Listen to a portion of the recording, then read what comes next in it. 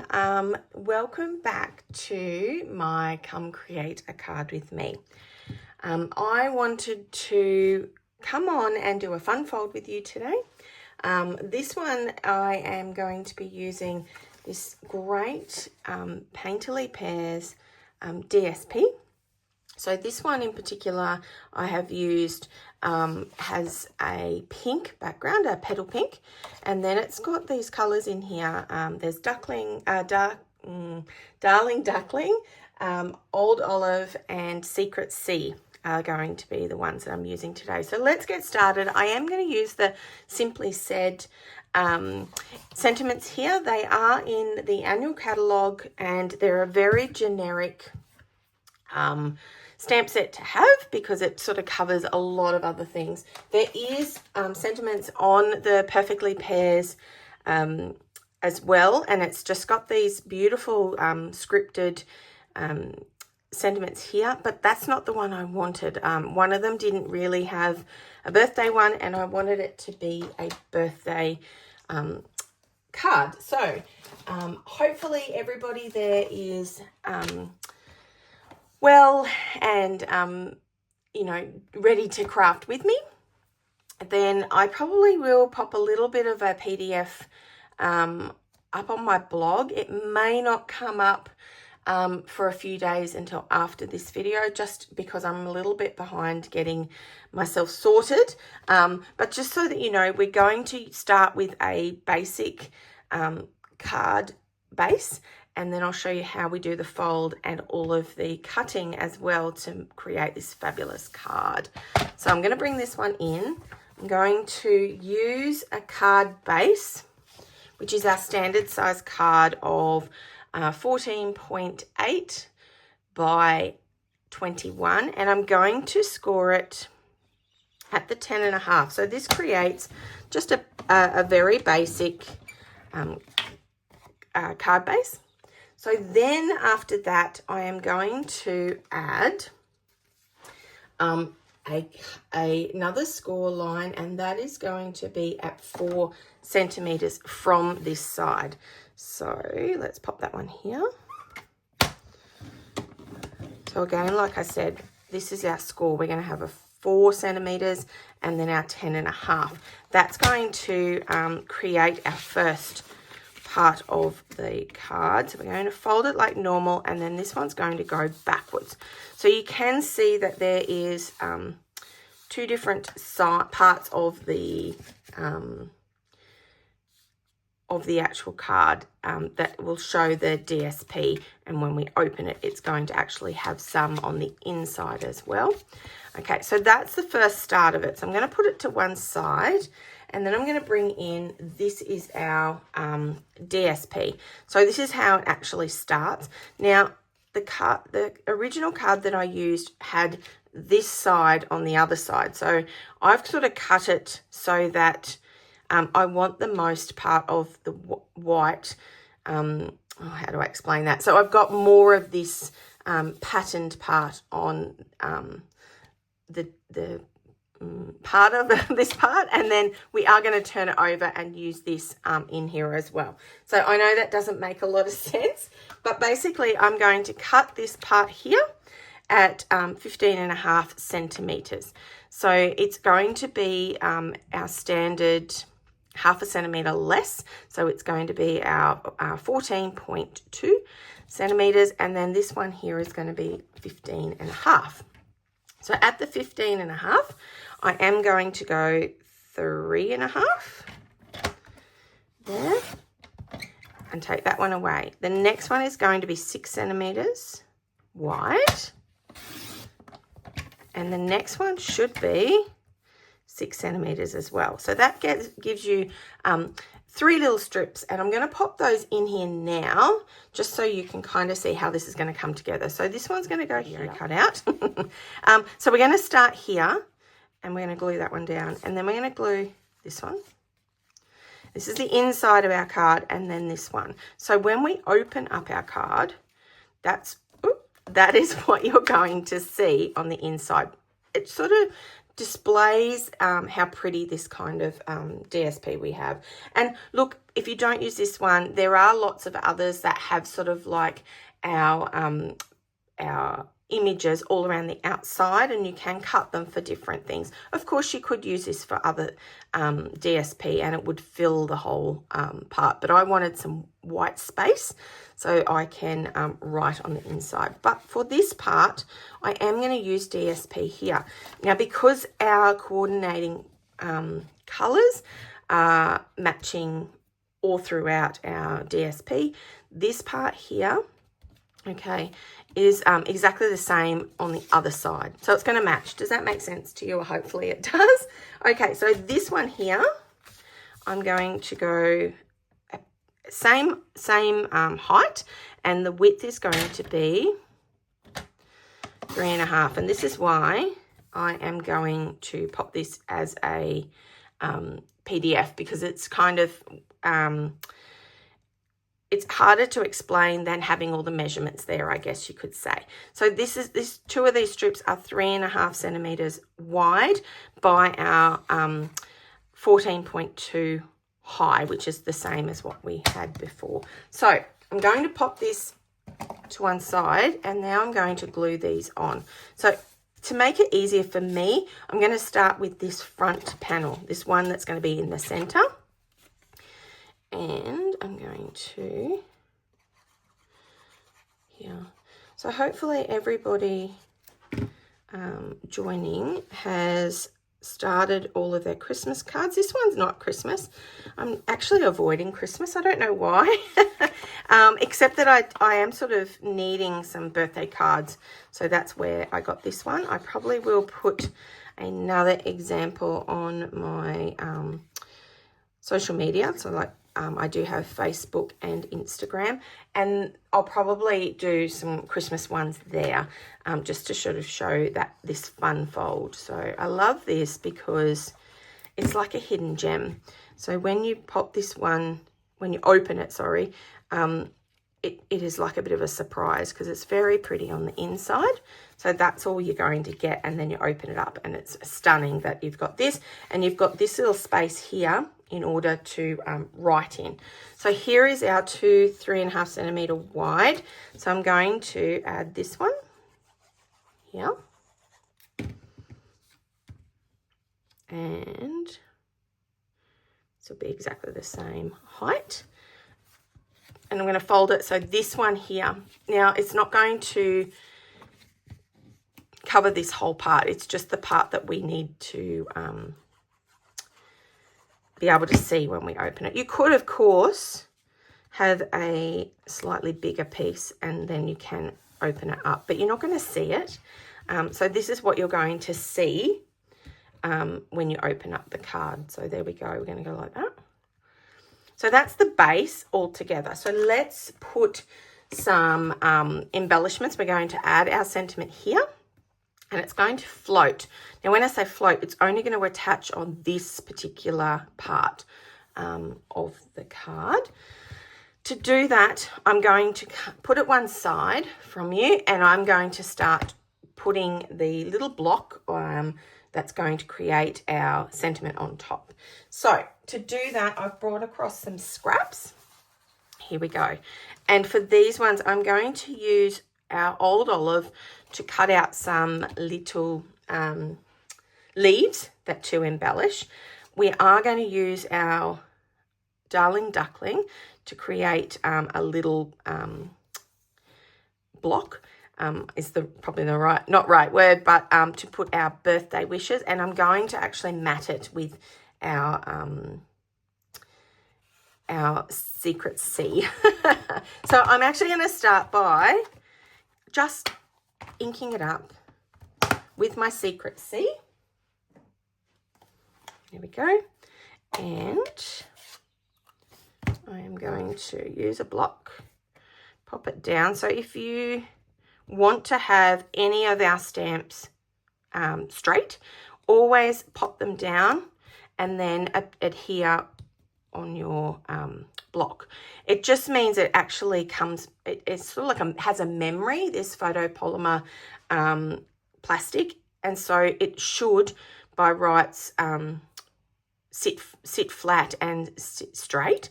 If it doesn't, give your stamps a good wash with really warm, not hot, but really warm soapy water, and then let it air dry. That seems to have the memory in there and should by rights straighten it up a little bit.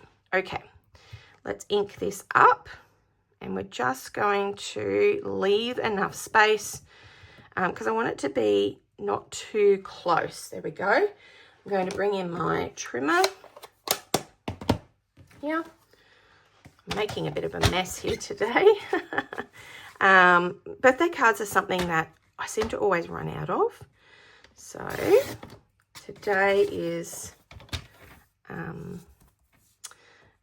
one that I just need to add into my stash. So I send to mail out quite a lot. I have a bit of a group that has birthdays, and birthdays is always needed. I've just cut that, so I haven't actually measured it. I'm going to go by whatever the sentiment is. So if you were, for example, using the just a note, it's a different size to this one. So just cut it with your darling duckling. So it's got a nice little border around it. Now, it's probably hard for you to see, but I've got a blade that's getting to the end of its life. And I get like this sort of, let me see, can you see? It's got like a little furry edge. So here's a tip, just any kind of nail file, and just put it against where all that burring is. Just very gentle, and it almost just disappears. It just means that it hasn't quite sliced all the way through. Okay, so for this one, again, I am not going to measure. I am going to, let me do it this way. I am going to just approximately measure it on here. So I only want I want a fairly small border on my Secret C, just so it's very similar there. Okay, there we go. Okay, and again that burring, so just this one here. Okay, so I've been I was just talking about my birthdays. So I have started doing something called Mail It Out Monday. So on the Mail Out Monday, it means that some random, usually random, we call them random acts of kindness, or a rack, goes in the mail. I've got lots of people that send me cards throughout the year for different occasions.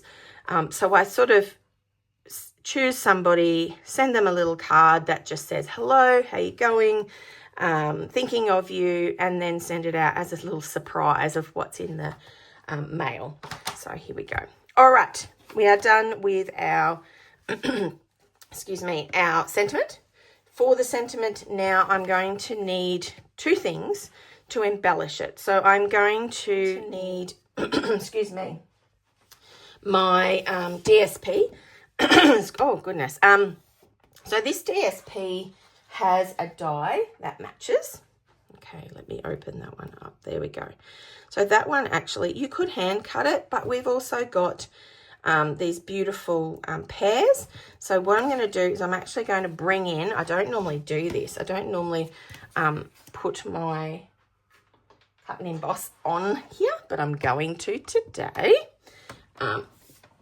Mainly because it's a bit clunky. So the other thing we're going to do is we're going to cut these fabulous little flowers are going to be in white, and the rest, these leaves, which I'm going to cut up and put in here, I'm going to use Old Olive for that. So I'm going to load them up as best I can onto here, and I'm just going to put them together and run it through all at once. So I'm going to show you my cutting plate. Can you see that? It's got a big crack in it. It's still usable as long as this isn't too sharp and it's not catching on things. So how this happens is eventually it does break. Most people would. You can see for the most part my plate is still flat.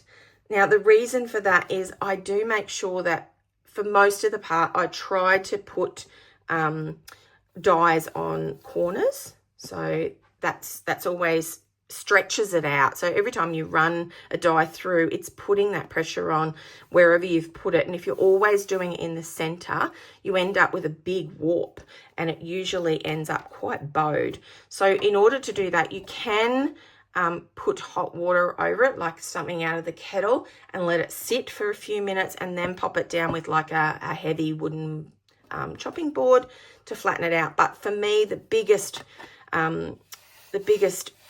reason that mine is flat is because I move my dies around. All right, let's run it through quickly, and let's hope that it doesn't shake things a bit too much. It probably will. Okay, so hand on there, and out it comes. All right, that's probably going to be enough. Just a few of these little white flowers, which that's how they come out. And then we've got this gorgeous leaf as well. So we put those to one side because we are going to cut this out. Now, in order to do that, my easiest way to do this, I'm just going to take it off camera, and I'm just going to cut so that I'm going to get one little pear cluster that I can cut off. So I've tried to find a spot that is not going to, I'm going to be able to cut one or two things is what I'm trying to say. So here we go. Now I'm not worried too much. It's got a little tiny bit that didn't fit, and that's okay. So moving these little things that I've just cut to one side and adding in. Okay, I'm going to try and do it backwards because it's easier. So my little trick to you is to use a little bit of washi tape. So I have so much of this. I used it a lot when I was scrapbooking back in the day. So I have got lots. Washi tape is great because it doesn't stick to the paper and tear and that with your paper. It does just, it's like a non-permanent sticky tape basically. Often very pretty as well. All right, so let's try and pop this through going backwards. There we go. And I'm going to run it through. So these dies actually do match, I think, the big pear as well as the little pears. And of course the stamp set, you can stamp them out and cut them yourself with the dies, but I just love the fact that this is actually just using the dies and the DSP. And of course what you could do is you could actually, for this, you could even cut it yourself, hand cut. So which means that you can just buy, you don't need the whole suite is what I'm trying to say. So sometimes we love everything and we just can't quite fit it into the budget for everything. I do have a scalpel. Now our picker tool, I think it's called, it also has a little scalpel on it. I just like, this is where I started. I used to use a scalpel all the time. I used to cut things, you know, by hand, like titles and things like that. So I do have, I think, 2 or 3 scalpels. And so that's what I tend to have. I use these for all my little embellishments. All right. Okay, we're going to bring this one in. We've got our little die pieces. And we're going to bring this one back in. So this is where it's going to put here. Now I'm going to double check where does that fit. So you can see here on my sample that this is going to cover most of that writing that I would do on the inside. So I'm actually going to bring it down a little bit like so, just so it doesn't cover everything. You obviously can write under there, but we just want that there. If our paper was up the top, we would obviously put that up there. You just want the space on the inside. So I'm going to pop this here. This is the easiest way I find to start. So I want this to be sort of centered between this panel and this panel, but I only want my dots there. So I'm going to hold it like that, and this is where my dimensional dots are going to go in. Now, why am I using dimensional dots? Because then I'm going to add some layered pieces in amongst this as well, and that means that some of it will actually come and tuck underneath. Oops, there we go. So I'm going to start where I want to finish. Does that make sense? So this one here is going to come down here, and I'm going to pop it in the middle. Don't push them down until you know that that's where you want it to be. All right, now on here I've got a little pears, so this is going to fill some of this white space. So this pear here, I am actually going to need some dimensional dots up here. Okay, not there, not the very end, because it is going to overlap a little bit. So I'm going to need a little bit of glue there as well. Take the little backings off. Do you have these backings, little pieces that are everywhere? They are for me. And I have a son who's a type 1 diabetic, so back in the old days when he used to test his blood sugar with a little meter, and it had little strips, I had them everywhere. I had them on the bottom of shoes. I had them in the washing machine. I had them everywhere. This is kind of taken over because he doesn't have that anymore. He has what's called a CGM that is permanently on his arm for 10 days. So he doesn't do that anymore, but I've taken over by having all those little hexagons. Yeah, their little backings are everywhere. All right, so I've started by, let me open it. Yeah, okay, that looks good. And I'm now going to, so this is all embellishment. So if you are using this for a different DSP, obviously you can make this as fancy or as plain as you like. I'm going to add a couple of these little leaves. So here's the big one here. I'm going to just leave a little stem because this is where I'm going to add my glue here and pop it in and out of, or sort of behind and in front of this. So that one, got two there, and this one here, I'm going to cut one off here, and I've got these little tinge are going to add here. Got an alarm that keeps going off as I'm trying to do the video. So to finish this off, I'm going to add some of these leaves. Now, wherever you like, I'm going to sort of try and put them in places like that so they sort of overlap. So if you've done like me and you've got glue down, see how there's a little space there? Because I don't put mine right to the very edge. I just put my little scalpel just so I've got that little bit of space there. And then I add a little bit at the top so I can open that up. I do have a little bit of nails, so I can pop that underneath. And I just want it to sort of pop out of there. So what that means is behind you can't really see too much. It's not going to matter because when you open it, it's going to be like that anyway. A couple more here. So I'm going to add one here, which is underneath my little pears, and I want some down the bottom as well. So we try to cluster things in 3 when we're card making or when we're crafting. 3 is a great magic number, or at least an odd number. So I've got a spare one here, but I'm actually going to add it down here. So it's like it's a part of the cluster. 1, 2, 3. It's like that. Now to finish it off, I've got these little tiny gorgeous flowers, and I want them to sort of be around. Now I have only got 1, 2, 3, 4. And I've got 5. That's good. 1, 2, 3. Let me see. 4, one up here, and 5 we might put here. There we go. Now I seem to use this I do use my scalpel all the time. I just pop that little one here.